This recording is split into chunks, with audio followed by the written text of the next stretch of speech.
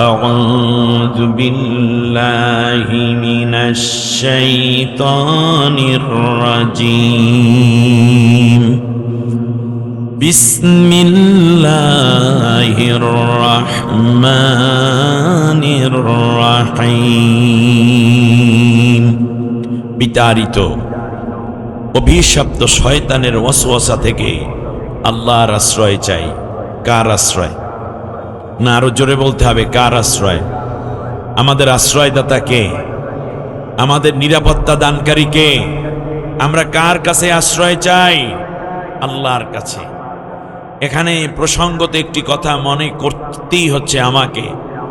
বিগত 16-17টা বছর পর্যন্ত একটানা যেই জালিম এবং স্বৈরশাসক ছিল, তারা ইসলামপন্থী এবং বাংলাদেশে অন্যান্য দলের লোকদেরকে, নেতৃবৃন্দকে যতগুলো গালি দিয়েছে, তার মধ্যে একটা গালি ছিল এই যে এই সব লোকগুলো হচ্ছে পাকিস্তানের দালাল। ঠিক কিনা বলেন? এ কথাগুলো বলে বলে এই জাতিকে বিভ্রান্ত করতে চেয়েছিল। আচ্ছা, নির্যাতন অত্যাচারে জর্জরিত করলো, মামলা দিল, জেলে ঢুকালো, রিমান্ড দিল, ঘর বাড়ি জায়গা জমি লুটপাট করলো, অপমানিত করলো, এরপরে আয়না ঘরে নিল, ফাঁসি দিল। এরপরেও কি বাংলাদেশের জামাত ইসলামী বলেন, হেফাজত বলেন, চরমনাই বলেন, বিএনপি বলেন, কেউ কি পাকিস্তান পালিয়ে গেছে? তাহলে বোঝা যায় বাংলাদেশে পাকিস্তানের কোনো দালাল নাই। যদি দালাল থাকতো তাহলে আশ্রয় নিত তারা ওই পাকিস্তানে, ঠিক না? কিন্তু বাংলাদেশে পাকিস্তানের দালাল না থাকলেও ভারতের দালাল আছে। কেমনে বুঝলেন? ছাত্ররা আন্দোলন করলো, তাড়াতাড়ি করে নিজে নিজে বোন সহ পালিয়ে গেল তারা ভারতে দাদার কাছে, ঠিক না বলেন? তাহলে বোঝা যায় বাংলাদেশে পাকিস্তানের দালাল নাই, কিন্তু ভারতের দালাল আছে। তা আমার কাছে আশ্চর্য লাগে, ভিন্ন জায়গায় আজ থেকে নিয়ে 23 বছর আগে প্যারেড ময়দানে বাংলাদেশের তাফসীর জগতের কিংবদন্তি, বিশ্বনন্দিত মুফাসসিরে কোরআন, মজলুম এক শহীদ আল্লামা দিলওয়ার হোসাইন সাইদি নওয়ারাল্লাহু মারকাদাহু ওয়া জাআলাল জান্নাতা মাসওয়াহু, তিনি কেমনে বললেন যে বেশি লাফালাফি করবা না, নির্যাতন করবা না, তাহলে বাংলাদেশের মানুষ, মুসলমানেরা গাছের গোড়া ধরে নাড়া দিবে, দিল্লি গিয়ে মামুবাড়ি পড়বা। যেখানে পড়ার কথা ঠিক সেখানেই পড়ল। আল্লাহ তাআলার এই মহান ওলিকে সম্মানিত করেছেন শাহাদাতের মাধ্যমে, তাকে হত্যা করা হয়েছে, তিনি নির্যাতিত হয়েছেন।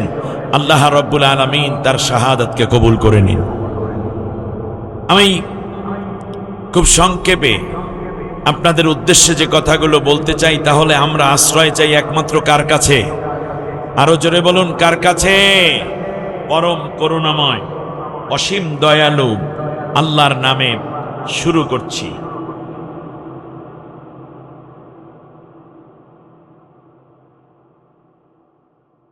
إن فرعون علا في الأرض وجعل أهلها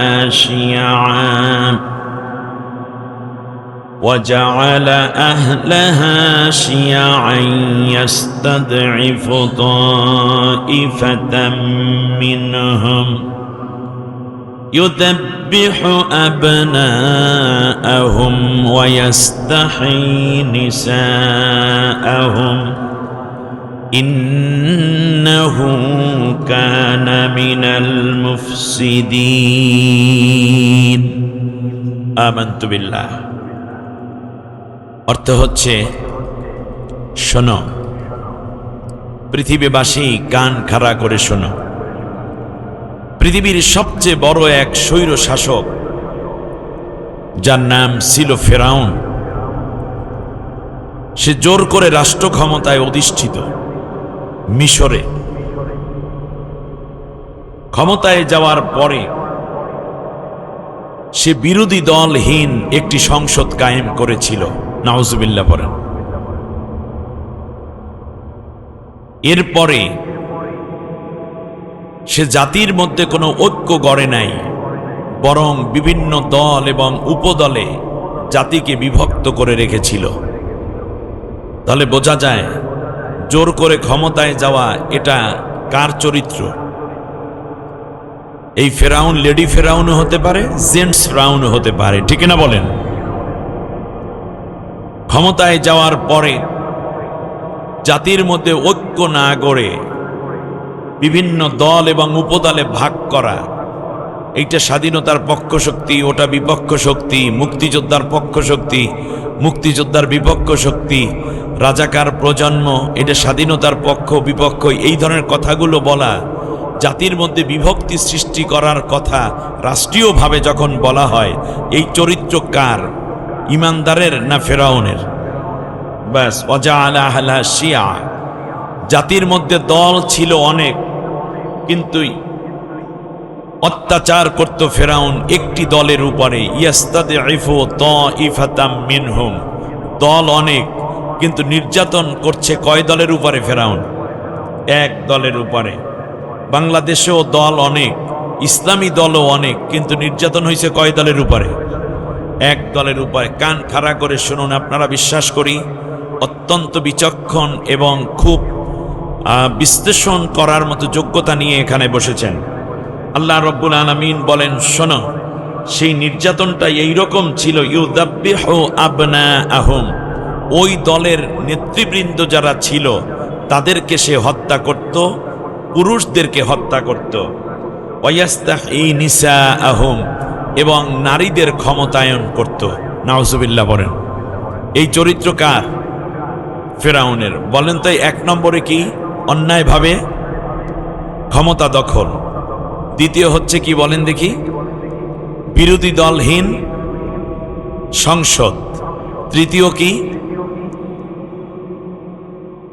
একটি দলের উপরে জাতিকে বিভিন্ন দলে বিভক্ত করা, একটি দলের উপরে অত্যাচার করা। অত্যাচার করতে গিয়ে যেহেতু দল বলা হয়েছে, এই জন্য দলের যারা প্রধান তাদেরকে কি করা? হত্যা করা। আর নারীদের ক্ষমতায়ন, নারীরা ক্ষমতায় আসবে কিন্তু যোগ্য পুরুষকে পেছনে ফেলে কেবল নারীদের কি সামনে ঘর থেকে বের করে নিয়ে পুরুষদের সামনে উপস্থাপন করা, এইটা ছিল ফেরাউনের আমল। আর আল্লাহ রাব্বুল আলামিন বলছেন, এই কারণে আমি বললাম ফেরাউন ছিল পৃথিবীর বুকে সবচেয়ে বড় স্বৈর শাসক। তাহলে স্বৈর শাসকের আলামত কয়টা? 5টা। এখন ফেরাউন অনেক কাজ করছে, আল্লাহ তাআলার কোনো দায়িত্ব আছে না নাই? কথা বলেন না কেন? আল্লাহ রাব্বুল আলামিন সিদ্ধান্ত নিলেন, আল্লাহু আকবার বলেন। এবার ভালো করে শুনুন প্রিয় সাতক্ষীরাবাসী, আল্লাহ রাব্বুল আলামিন বলেন, আমিও ডিসিশন নিলাম। অনুরিদু আন্নামুন্না আলাল্লাযীনা ইসতুদঈফু ফিল আরদি ওয়া নাজআলাহুম আইম্মাতান ওয়া নাজআলাহুমুল ওয়ারিসিন ওয়া নুমাক্কিনা লাহুম ফিল আরদি ওয়া নুরিয়া ফিরআউনা ওয়া হামানা وجنودهما منهم ما كانوا يحذرون آمنت بالله। আল্লাহ তাআলা বলছেন, আমি আল্লাহ সিদ্ধান্ত নিলাম। ফেরাউন কাজ করে রাষ্ট্রের মধ্যে, আল্লাহ সিদ্ধান্ত নেন আরশের মধ্যে। সুবহানাল্লাহ বলেন। একটানা দীর্ঘ 200 বছর পীড়ন সইল বনি ইসরাইলের লোকেরা অন্যায়ভাবে। এখন আল্লাহ রব্বুল আলামিন বলেন, ফেরাউন যখন চূড়ান্ত সীমায় পৌঁছে গেল, তখন আমি আল্লাহ ফেরাউনেরকে সদল বলে লোহিত সাগরের মধ্যে ডুবাইয়া শেষ করে দিলাম। আল্লাহু আকবার। এখন আল্লাহ রব্বুল আলামিন বললেন, ওদের অবর্তমানে যতগুলো চেয়ার আছে, যতগুলো জায়গা আছে, সেটা ইউনিয়ন কাউন্সিল, উপজেলা, এরপরে মেয়র পদে, এরপরে কমিশনার পদে, এমপি পদে, সেক্রেটারিয়েটে, বিভিন্ন জায়গায় যেই প্রতিনিধিত্ব করার যেই জায়গাগুলো আছে, আমি আল্লাহ তাআলা সিদ্ধান্ত নিয়েছি। সুবহানাল্লাহ বলবেন না? সিদ্ধান্ত কার? আমি আপনাদের কাছে জানতে চাই, প্রিয় সাতক্ষীরাবাসী, আল্লাহ যেই সিদ্ধান্তকে পছন্দ করেছেন, আল্লাহ যেই ডিসিশন নিয়েছেন, আমরা কি ওই ডিসিশনের সাথে, সিদ্ধান্তের সাথে একমত হতে রাজি আছি? কারণ আমরা কার গোলাম? আমরা নামাজ পড়ি কার সিদ্ধান্তে? রোজা রাখি কার সিদ্ধান্তে? হজ করি কার সিদ্ধান্তে? যাকাত দেই কার সিদ্ধান্তে? অতএব সেই আল্লাহর সিদ্ধান্ত হচ্ছে, মন দিয়ে শুনুন, আল্লাহ বলছেন অনুরিদু, আমি আল্লাহ রব্বুল আলামিন চূড়ান্ত সিদ্ধান্ত নিলাম, আন্না মুন্না আলাল্লাযীনা ইসতুদঈফু ফিল আরদ, জমিনের বুকে সবচেয়ে যেই দলটার উপরে অত্যাচার করা হয়েছে বেশি, এই দলটার উপরে আমার দয়া, আমার মায়া ঢেলে দেওয়ার জন্য আমি আল্লাহ সিদ্ধান্ত গ্রহণ করেছি। তাহলে বলুন, যেই দলের উপর অত্যাচার বেশি, যেই দলের নির্যাতন করা হলো, যেই দলের উপরে, যেই দলের লোকদের উপরে বেশি করে টর্চার করা হয়েছে, আল্লাহ বললেন এই দলের লোকদের উপরে দয়া করা আমি আল্লাহ সিদ্ধান্ত নিয়েছি। আমরাও কি সেই দলের উপরে দয়া করব না? আরেকটু আসতে বলেন, আমরাও কি সেই দলকে মায়া করব না? আমরাও কি তাদের জন্য আমাদের হৃদয় খুলে দোয়া করব না? অবশ্যই। আল্লাহ রাব্বুল আলামিন বলেন, নুরিদু আন্না মুন্না আলাল্লাযীনা ইসতুদঈফু ফিল আরদ, জমিনের বুকে যেই দলের লোকেরা সবচেয়ে বেশি জীবন দিল, রক্ত দিল, নেতৃবৃন্দ হত্যা হলো, রিমান্ড খাইলো, আয়না ঘরে গেল, অত্যাচার সহ্য করলো, আমি আল্লাহ সিদ্ধান্ত নিলাম এই দলটার উপরে আমি আল্লাহ দয়া করব। সুবহানাল্লাহ, এক নম্বর সিদ্ধান্ত। দ্বিতীয় সিদ্ধান্ত হলো ওয়ানাজআলাহুম আইম্মাতান, এই দলের লোকদেরকে আমি আল্লাহ রব্বুল আলামিন জালেম শাসকের পরে এই দলের লোকদেরকে জাতির নেতৃত্বের চাবিকাঠি ওই দলের হাতে উঠাইয়া দেব। সিদ্ধান্ত কার? না, আপনারা মনে হয় ঘুমিয়ে পড়েছেন। সিদ্ধান্ত কার? আল্লাহর। তাহলে আল্লাহ প্রথমেই এই নির্যাতিত দলটাকে কি দিতে চাইলেন? দয়া। দ্বিতীয়বারে কি দিতে চাচ্ছেন? নেতৃত্বের চাবিকাঠি। সুবহানাল্লাহ পড়েন। ওয়ানাজআলাহুম আইম্মাতান, ইমাম অর্থ নেতা, আইম্মাতান অর্থ নেতৃত্ব। সব জায়গায় নেতৃত্ব দেবে এই দলের লোকেরা। এই সিদ্ধান্ত জামালউদ্দিন নিয়েছে, মুহাদ্দিস আব্দুল খালেক সাহেব নিয়েছেন, কিংবা এইটা কি শাহাদাত হোসাইন নিয়েছেন? সিদ্ধান্ত নিয়েছেন কে? আল্লাহ তাআলা সিদ্ধান্ত নিয়েছেন। আমরাও এবার সিদ্ধান্ত নেব, এই দল নেতৃত্ব দেখ, এই দল আমার বাংলাদেশের নেতৃত্বে আসুক। ঠিক কিনা বলেন? ওয়ানাজআলাহুমুল ওয়ারিসিন। আর তৃতীয় সিদ্ধান্ত নিলাম, ফিরাউন চলে গেছে, কিন্তু তার উত্তরাধিকার হিসাবে শূন্য স্থানগুলোতে এই দলের লোকদেরকে আমি আল্লাহ বসাইয়া দেব। সুবহানাল্লাহ। বাবা মারা গেলে তার সন্তানেরা যেমন ওয়ারিস হয়, ঠিক তেমনি কোন রাষ্ট্রের একটা সরকার যদি পতন হয়ে যায়, পরবর্তীতে যে ক্ষমতায় আসে সে মূলত ওই সরকারের উত্তরাধিকার হিসেবে চিহ্নিত হয়ে আসেন। এই জন্য আল্লাহ রব্বুল আলামিন বললেন, রাষ্ট্রীয় ক্ষমতায় ওই দুর্বল দলটাকে আমি আল্লাহ রব্বুল আলামিন বসাইয়া দেব। অনুমাক্কিনা লাহুম ফিল আরদ। চতুর্থ যেই পুরস্কারটা আমি দিতে চাই এই দুর্বল দলটাকে, সেটা হচ্ছে তারা আর দুর্বল থাকবে না। আমি আল্লাহ রব্বুল আলামিন তাদেরকে শক্তিশালী করে দেব। সুবহানাল্লাহ। কি করে দেব বলেন তো দেখি? শক্তিশালী করে দেব। এই ডিসিশন কার? আল্লাহর। আপনারা একটু চোখ বন্ধ করে 30 সেকেন্ড ভাবুন, আগে যেই দলটি মাহফিলে তাদের নেতৃবৃন্দ আসা তো দূরের কথা, ওই দলের কথা বলা তো দূরের কথা, কোন রকম ইশারা ইঙ্গিতে বললি ওই বক্তা সহ কমিটি জেলে, পুলিশ হাজির, এরপরে রিমান্ড। কে এই বক্তা দাওয়াত দিছে? এই বক্তার 14 গোষ্ঠী জেলের ভিতর ঢুকাইবে, মামলা, ফোন, বিভিন্ন হুমকি ধামকি দিয়ে শেষ। এখন সেই দল ছাড়া পুলিশও সামনে কি সিদ্ধান্ত নেবেন তাও পরামর্শ নিয়ে তারপর কাজ শুরু করেন। ঠিক কিনা বলেন? প্রধান উপদেষ্টা থেকে নিয়ে উপদেষ্টা পরিষদ এবং গুরুত্বপূর্ণ পদ পদবিতে এই দলের লোকদের পরামর্শ এবং আশীর্বাদ নিয়ে চলছেন। আপনারা বলুন তো দেখি, এই দলটি এখন দুর্বল আছে না আল্লাহ শক্তিশালী করতেছেন? আল্লাহু আকবার। অনুমাক্কিনা লাহুম ফিল আরদ, আমি আল্লাহ জমিনের বুকে এই দলটিকে আমি শক্তিশালী করে দেব। আল্লাহু আকবার। আল্লাহ রাব্বুল আলামিন বলেন, শোনো, অনুরিয়া ফিরআউনা ওয়া হামানা ওয়া জুনুদাহুমা মিনহুম মা কানু ইয়াহযারুন। আল্লাহু আকবার। আল্লাহ রাব্বুল আলামিন বলেন, আর আমি আল্লাহ দেখিয়ে দিতে চাই। মাজলুমের পক্ষে মনে হয় যেন আল্লাহ তাআলা স্লোগান তুলছেন, অনুরিয়া, আমি নিজে দেখিয়ে দেব, অনুরিদু, আমি আল্লাহ সিদ্ধান্ত নিলাম, নুমাক্কিনা লাহুম, প্রত্যেকটা জুমা মুতাকাল্লামের সিগে আল্লাহ রাব্বুল আলামিন বলেন, আমি আল্লাহ নিজেই তাদের উপর দয়া করব, আমি আল্লাহ নিজেই তাদের হাতে নেতৃত্ব দিব, আমি আল্লাহ নিজেই তাদেরকে ওয়ারিস বানায়া দেব, আমি আল্লাহই তাদেরকে রাষ্ট্র ক্ষমতা দেব। আমি আল্লাহ রব্বুল আলামিন সিদ্ধান্ত নিয়েছি, তাদেরকে আমি আল্লাহ দেখাইয়া দেব কেমন করে একটা মাজলুম দলকে ক্ষমতায় এনে মারামারি কাটাকাটি ছাড়া একটা সুন্দর রাষ্ট্র বাস্তবায়ন করা যায়। সুবহানাল্লাহ।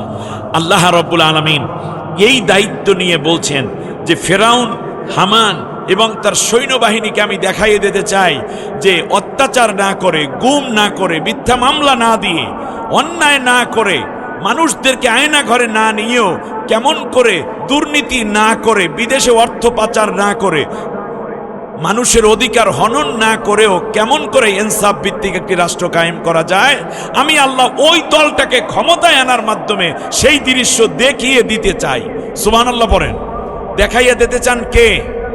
যেমন আপনারা এই স্লোগান দেন না, দেখিয়ে দেব, বিপুল ভোটে হয়ে যাবে, এরকম বলে না?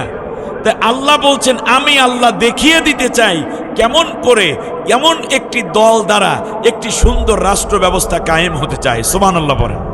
আল্লাহ রাব্বুল আলামিন বলতেছেন, আমান কুতিলা মাজলুমান ফাকাদ জাআলনাহু লিওয়ালিয়িহি সুলতানা।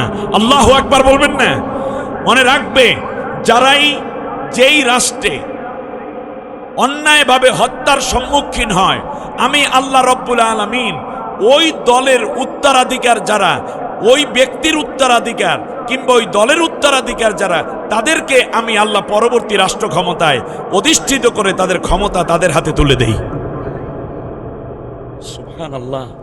আমার মনে হচ্ছে কি, প্রিয় সাতক্ষীরাবাসী, মনে হয় আয়াতটা নাজিল হচ্ছে এখন। আজ মাজলুম ভাবে শহীদ হলেন মতিউর রহমান নিজামী সাহেব। তার সন্তান নেতৃত্ব দিতে এসেছে ময়দানে, ঠিক কিনা বলেন? ব্যারিস্টার কি যেন নাম?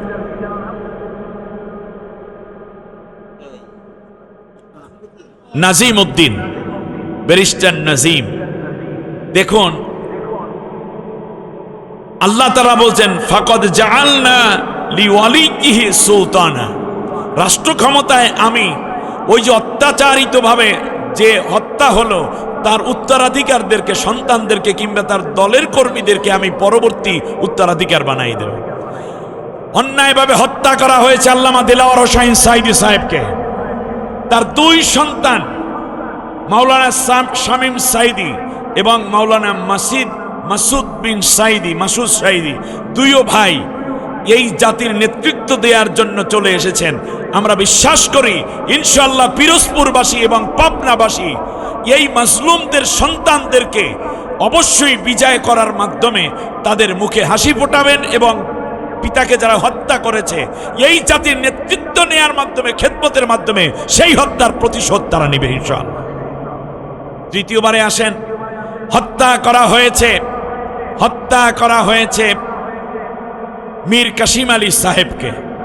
আহা, নির্দোষ, মনে হয় যেন আরেক বাংলাদেশ, বাংলাদেশের আজনম শত্রু ব্রাহ্মণ্যবাদী ভারত সরকার সহ্য করতে পারে নাই। তার কারণ মীর কাসিম আলী যেই হাসপাতাল তৈরি করেছেন ইবনে সিনা, এই ইবনে সিনা এবং ইসলামী ব্যাংক হাসপাতাল তৈরির ফলে ভারতে রোগী যাওয়া কমে গেছে, বাংলাদেশের মানুষ উন্নত চিকিৎসা পাচ্ছে বাংলাদেশি এবং কম টাকায়।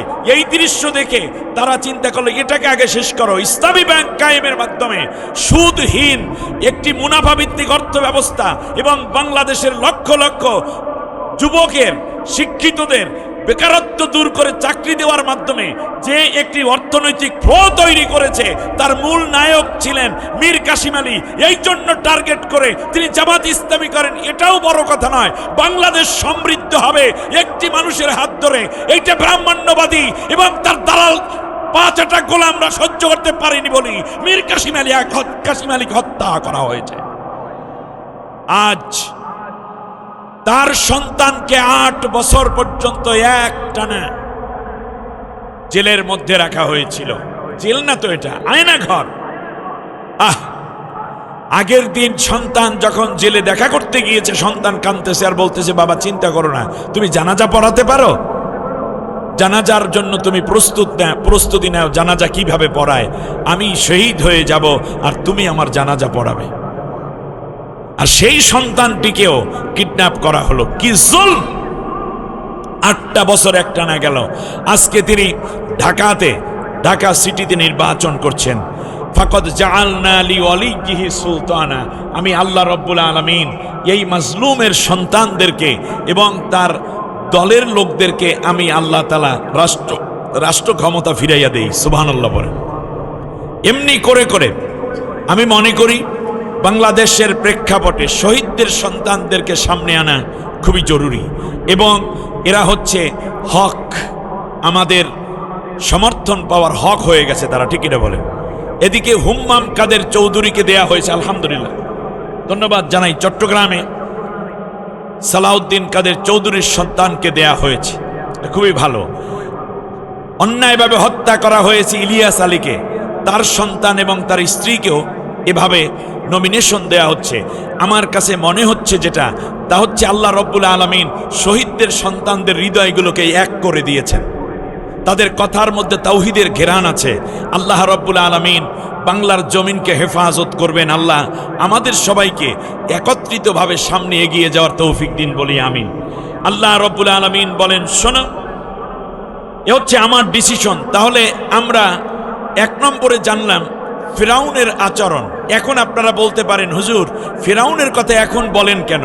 আরে আল্লাহকে না আপনারা জিজ্ঞেস করতে পারেন, রব্বুল আলামিন আপনি মুহাম্মদ সাল্লাল্লাহু আলাইহি ওয়াসাল্লাম আমাদের নবীর উপরে কেন সূরা কসাস নাজিল করলেন?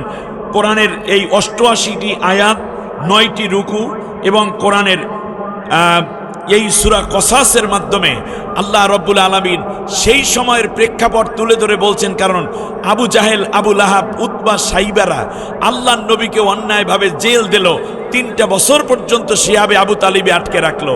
তারপর আল্লাহর নবীকে হত্যার সিদ্ধান্ত নিল। আল্লাহ রব্বুল আলামিন বললেন, নবী এখন তুমি হিজরত করে মক্কা থেকে মদিনায় চলে যাও। আল্লাহর নবী মদিনায় যখন যাচ্ছেন, মক্কা এবং মদিনার মধ্যবর্তী জায়গা জোহফা নামক একটি জায়গায় আল্লাহর নবী বিশ্রাম করছেন এবং কাঁদতেছেন আপন জন্মভূমির মায়ায়, মক্কার মায়ায়। এমন সময় আল্লাহ তাআলা সূরা কসাস নাজিল করে বললেন, নবী গো তুমি চিন্তা করো না, তোমার আগে এক নবী ছিল, সেই নবীর নাম ছিল মুসা পয়গাম্বর। তার একটি জাতি ছিল, তার নাম ছিল বনি ইসরাইল।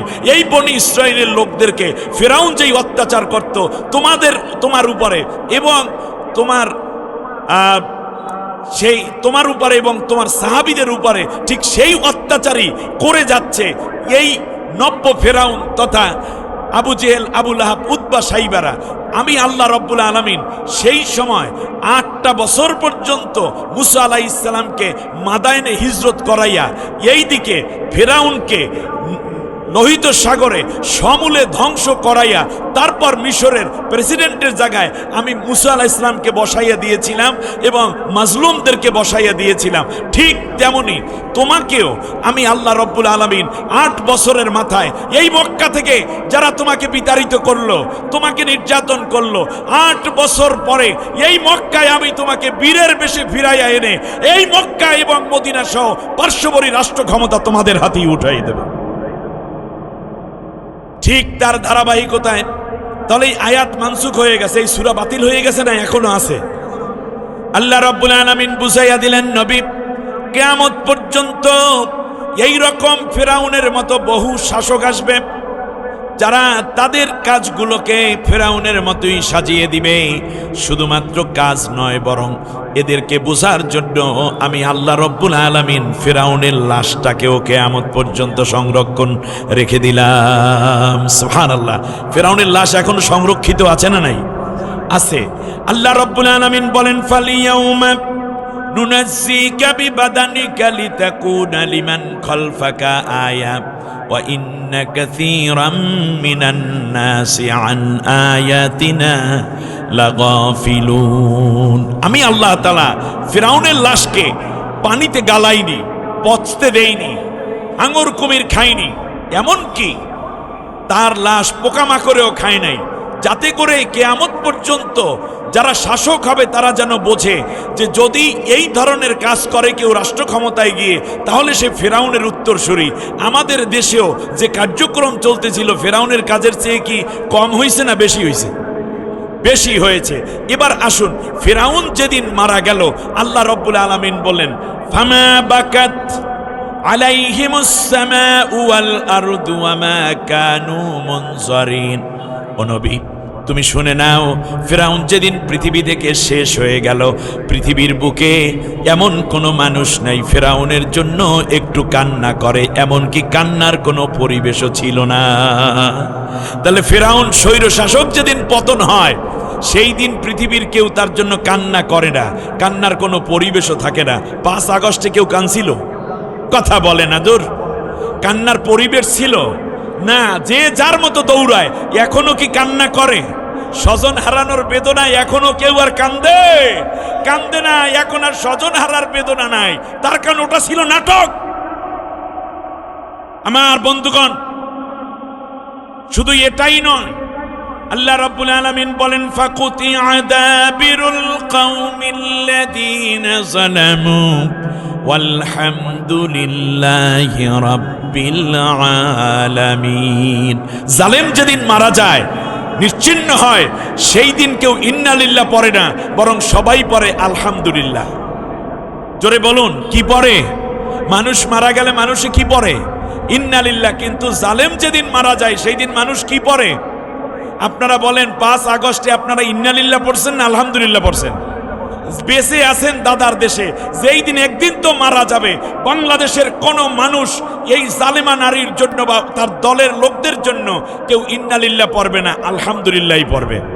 তবে একটা কথা আমি এরপরেও বলি, সেটা হচ্ছে আমরা তাদের মতো হব না, বরং তারা যে অত্যাচার করেছে তার বিপরীতে তারা যদি তওবা করে, দেশে কোনো ষড়যন্ত্র না করে এবং মানুষের বিরুদ্ধে যদি কোনো রকম আরও যদি ষড়যন্ত্র না করার সিদ্ধান্ত নেয়, দেশকে ভালোবাসে, ইসলামকে ভালোবাসে, তাহলে আল্লাহ তাদের মাফ করে দিবেন, আমরাও মাফ করব। কিন্তু মৌলিক হত্যাকারীদেরকে কোনোদিন ছাড় দেওয়া হবে না।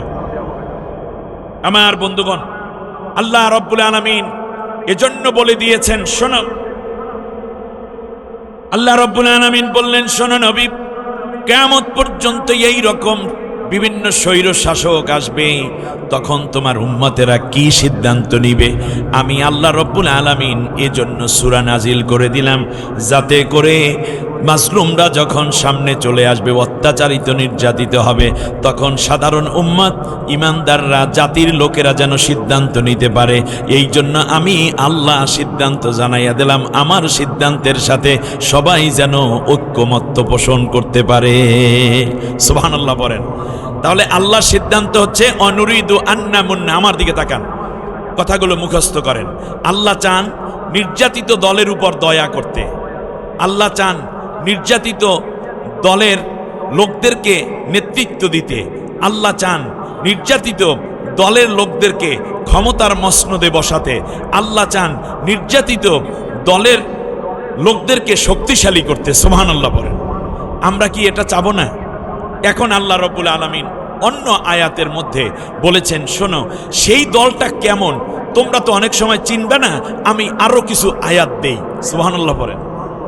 মিনাল মুমিনিনা রিজালুন صدقوا ما عاهدوا الله عليه فمنهم من قضى نحبه ومنهم من ينتظر وما بدلوا تبديلا سبحان الله পড়েন কথাকার সূরার নাম সূরা আহজাব আল্লাহ রাব্বুল আলামিন বলেন সেই দলটার মধ্যে এমনও কিছু শক্তিশালী পুরুষ আছে বীর পুরুষ আছে যাদেরকে হত্যা করার জন্য প্রস্তুত করা হয়েছে একজনকে গুলি করা হচ্ছে আর কিছুকে গুলি করার জন্য প্রস্তুতি নেওয়া হচ্ছে একজনকে ফাঁসি দেয়া হয় আর একজনকে ফাঁসির রায় কালকে বাস্তবায়ন করা হবে বলে ঘোষণা দেয়া হয়েছে কিন্তু মনে রেখো একের পর এক ফাঁসি দেয়া হয় একের পর একজনকে জেলের মধ্যে ঢোকানো হয় একজনের পর একজনকে গুম করা হয় আয়না ঘরে ঢোকানো হয় একের পর একজনকে লাশ নামানো হয় কিন্তু একদিন যে তারা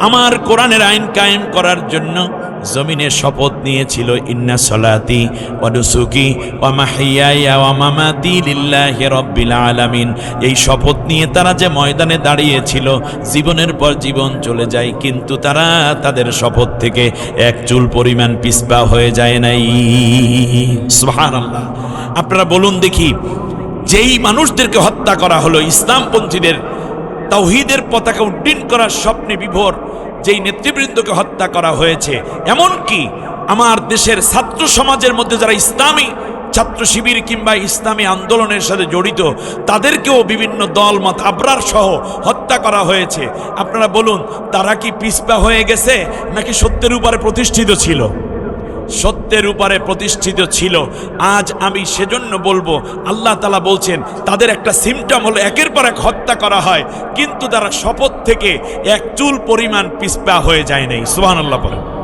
আমি একটি হাদিস বলে আজকের কথা আজকের আলোচনা সমাপ্তি করতে চাই আল্লাহ রাব্বুল আলামিন বলছেন আল্লাহর নবী সাল্লাল্লাহু আলাইহি ওয়াসাল্লাম বলেছেন আল্লাহর নবী বলেছেন ফাত্তাবিউ সাওয়াদাল আযম ফাইন্নাহু মান শাজ্জা শাজ্জা ফিন্নার হে আমার উম্মতেরা সুবহানাল্লাহ পড়েন আমার উম্মতেরা ইসলামী হুকুমত কায়েমে যেই দলটি সবচেয়ে বেশি এগিয়ে আছে তোমরা সেই দলকে সমর্থন দিবে সেই দলের সাথে থাকবে সেই দলের অনুগত হবে সুবহানাল্লাহ পড়েন ফাইন্নাহু মান শাজ্জা শাজ্জা ফিন্নার আর যদি তোমরা ইসলামী হুকুমত প্রতিষ্ঠার এই সুন্দর পরিবেশ আসার পরেও তোমরা যদি পিছপা হয়ে যাও বিভিন্ন দল মত এবং বিভিন্ন ফতুয়া অথবা বিভিন্ন কথাবার্তা বলার মাধ্যমে কিংবা দুনিয়ার কিছু লোভ লালসা অথবা দুনিয়া কিছু স্বার্থ চরিতার্থ করতে গিয়ে যদি তোমরা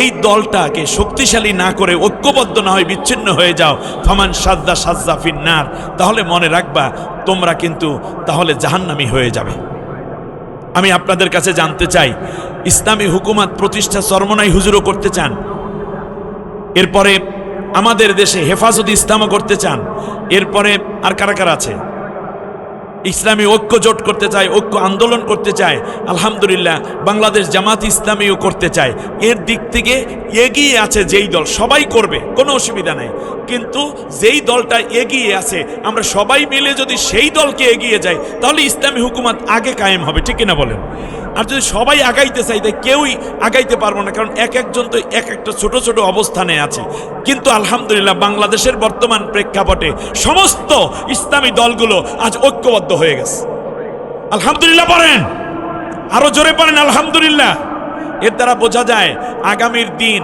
আল্লাহ রাব্বুল আলামিনের কোরআন বিজয়ের দিন ঘনিয়ে আসছে সুতরাং এই মুহূর্তে আমরা কেউ যেন কোনো ফতুয়া দিয়ে কিংবা ফতুয়ার কামান দিয়ে এই ঐক্য নষ্টের পাশাপাশি আল্লাহ রাব্বুল আলামিনের বিধান প্রতিষ্ঠায় যেন আমরা বাধা হয়ে না দাঁড়াই আল্লাহ রাব্বুল আলামিন আমাদের সবাইকে সেই তৌফিক দান করুন বলেন আমিন প্রিয় বন্ধুগণ আমি একটা ছোট্ট আলামত এর কথা বলে মুনাজাতে চলে যাচ্ছি দেখুন বিগত দীর্ঘটা দিন পর্যন্ত ছাত্র সমাজ যা দেখেছে তার প্রেক্ষাপটে ঢাকা বিশ্ববিদ্যালয় চট্টগ্রাম বিশ্ববিদ্যালয় রাজশাহী বিশ্ববিদ্যালয় জাহাঙ্গীরনগর বিশ্ববিদ্যালয় এ পর্যন্ত তাদের ছাত্র সংসদের নির্বাচন হয়েছে আপনারা বলুন ওখানে যে ছাত্র তারা কি কম মেধাবী নাকি বেশি মেধাবী সেখানে যারা ছাত্রী তারা কি কম মেধাবিনী নাকি বেশি মেধাবিনী? তারা কি কম যোগ্যতা সম্পন্ন নাকি বেশি যোগ্যতা সম্পন্ন? সেই জায়গাটিতে দাঁড়িয়ে এই 4টা বিশ্ববিদ্যালয়ে ছাত্র সংসদের নির্বাচন হলো বিপুল ভোটে। সেই বিশ্ববিদ্যালয়ের ছাত্র এবং ছাত্রীরা চিন্তা করলো যে আমরা যারা ইসলামপন্থী আমরা তাদেরকে বিজয় দিয়ে দেব।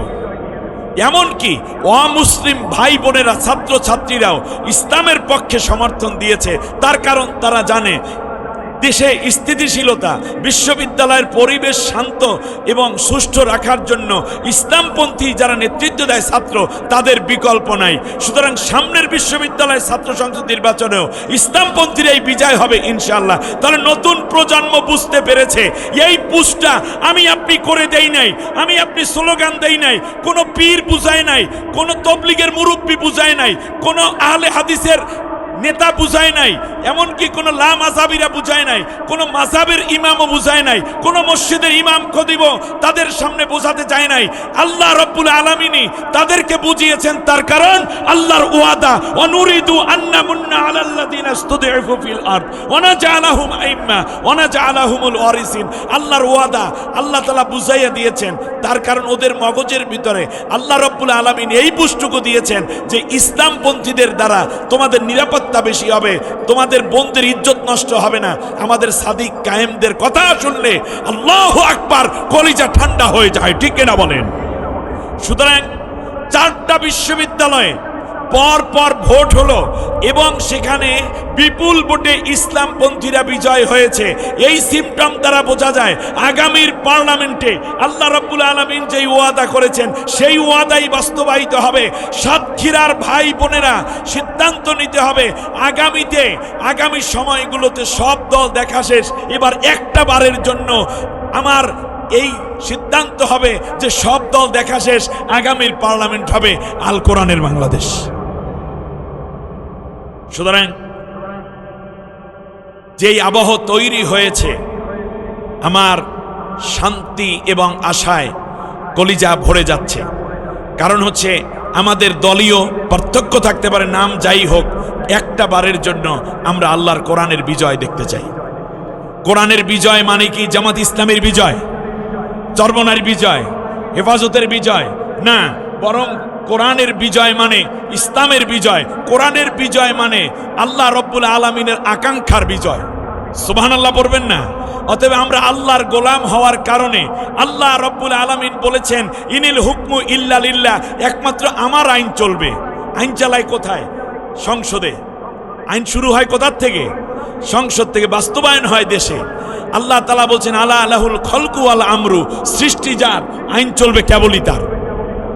আমরা কি এই কথাগুলোর সাথে একমত হতে পারবো? আল্লাহ রব্বুল আলামিন আমাদের সবাইকে আগামী দিনগুলোতে যারা সত্যপন্থী, যারা এই দেশের প্রতি কমিটমেন্ট আছে, যারা রক্ত দিয়েছে, জীবন দিয়েছে, সন্তান হারিয়েছে, আল্লাহু আকবার, শেষ পর্যন্ত এই জালেমা যাওয়ার সময় লেডি হিটলার আমার দেশের 2000-এর অধিক মেধাবী ছাত্র ছাত্রীদেরকে হত্যা করে তারপর ও দেশে পাড়ি জমিয়েছে। ভারত যদি বাংলাদেশের ব্যাপারে সবচেয়ে বড় কোনো ভুল করে, তার মারাত্মক ভুল হলো এক স্বৈর শাসক লেডি হিটলারকে তারা আশ্রয় দিয়ে বাংলাদেশের মানুষের প্রতি বৃত্তাঙ্গুলি শুধু দেখায় নাই, বাংলাদেশের প্রতি সবচেয়ে বড়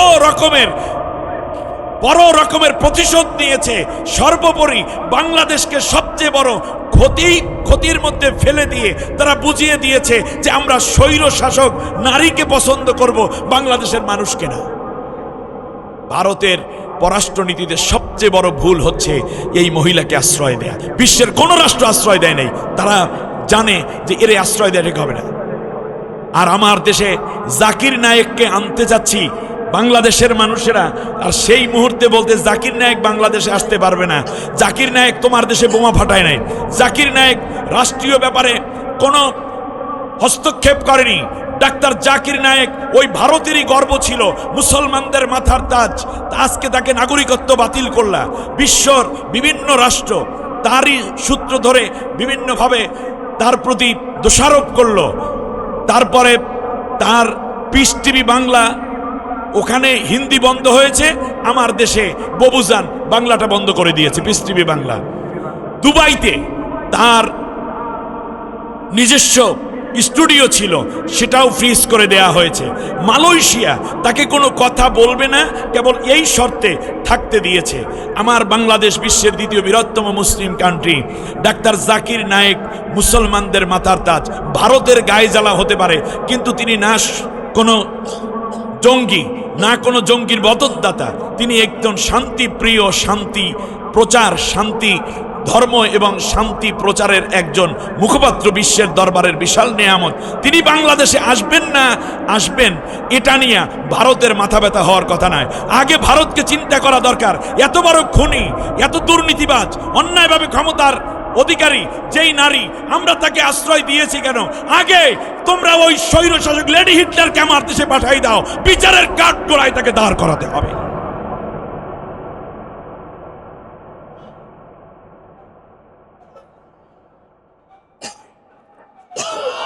সুতরাং বাংলাদেশে জাকির নায়েক আসবে, বলেন ইনশাআল্লাহ। যদি এই অন্তর্বর্তীকালীন সরকারের কোমরে যদি জোর না থাকে, তাহলে মনে করতে হবে আপনাদেরকে এখনো ভারত ভয় দেখায়, আর আপনারা ভয় দেখাচ্ছেন। আপনারা তো ভারতের দোসরদের বিপরীতে ছাত্র সমাজের রক্ত এবং লাশের উপর দাঁড়িয়ে থাকা একটা সরকারের নাম মাত্র, ঠিক না? প্রয়োজনে আগামীর পার্লামেন্ট আল্লাহর কোরআন এবং নবীর আদর্শ ভিত্তিক পার্লামেন্ট হবে। সেই পার্লামেন্টে যারা নেতৃত্ব দেবে ইসলামপন্থীরা, তারা ডাক্তার জাকির নায়েককে নিয়ে আসবে ইনশাআল্লাহ। প্রিয় বন্ধুগণ, আমি আপনাদের সকলকে আন্তরিক কৃতজ্ঞতা জানাচ্ছি। কখনোই আমি আমার অজুহাত পেশ করি না। গতকালকে মাহফিল ছিল আমার চাপাইতে, রাজশাহীর চাপাই। সেই মাহফিল শেষ করে ঢাকা হয়ে এখানে, এর মানে হচ্ছে ঘুম নাই। বেশ কয়েকটা রাত্রে ওইভাবে ঘুমোতে পারছি না, ফলে শারীরিকভাবে আমি ক্লান্ত। আপনাদের এই চমৎকার আয়োজন, ভালোবাসা এবং আমার প্রতি আপনাদের মায়া দেখে সত্যি আমার প্রচণ্ড ভালো লেগেছে। আমি কৃতজ্ঞ আপনাদের প্রতি। দোয়া করছি আল্লাহ তাআলা সাতক্ষীরার এই জমিন থেকেই আগামীর পার্লামেন্টে কোরআনের পতাকা উড্ডীনের নেতৃত্ব সাতক্ষীরা থেকে শুরু হবে ইনশাআল্লাহ। যে কোনো আন্দোলন এবং মানবতার কল্যাণে সাতক্ষীরাবাসী আগে ছিল। আশা করি দল, মত, ধর্ম, বর্ণ নির্বিশেষে আমরা সবাই মিলে আগামী দিনে কোরআনের বিজয় দেব, কোরআনের পথে থাকব। ফেরাউনের নীতি নৈতিকতা যারা অবলম্বন করবে, আমরা তাদের পক্ষে থাকব না। যারা আল্লাহ তাআলার জন্য নিজেদেরকে উৎসর্গ করে, আমরা তাদের সাথে থাকব। সেই সোনালী দিন দেখার প্রত্যাশায় আল্লাহ রব্বুল আলামিন আমাদেরকে কবুল করে নিন। কোরআন এবং সুন্নাহ থেকে যে কথাগুলো বললাম, আল্লাহ যেন আমাদেরকে মনে রেখে আমল করার তৌফিক দেন। আমিন। সুবহানাকাল্লাহুম্মা ওয়া বিহামদিক, আশহাদু আল্লা ইলাহা ইল্লা আনতা, আস্তাগফিরুকা ওয়া আতুবু ইলাইক। নামাজের সূরাতে সবাই বসে পড়ুন। মা বোন যারা আছেন সবাই নামাজের সূরাতে হাঁটু ভাঁজ করে আমরা যেভাবে বসি আদবের সাথে, একবার আলহামদু, তিনবার কুল হু আল্লাহ বলে।